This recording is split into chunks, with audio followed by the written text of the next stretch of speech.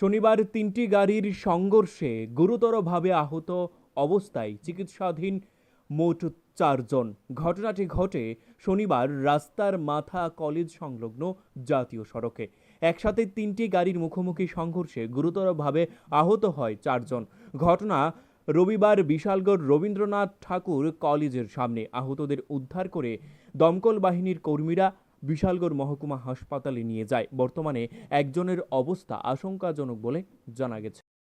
আমাদের বিশালগড় ফায়ার স্টেশনে একটা খবর আছে যে রাস্তা মাথার সামনে কলেজের সামনে একটা অ্যাক্সিডেন্ট হয়েছে।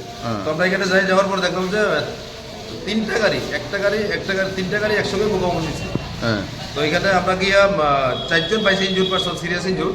তো তাদেরকে আমরা বিশালগড় সাব হসপিটালে নিয়ে এসেছি। কি নাম আহতদের? শিল্পী দত্ত একজন নাম হল তপন মজুমদার, একজন নাম হলো সমীর দত্ত।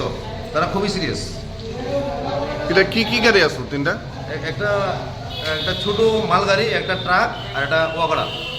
তাদের অবস্থা কিরকম? তিনজনই খুব সিরিয়াস। কোন জায়গাতে পৌঁছেছেন? আমরা বিশালগড় সাব হসপিটালে।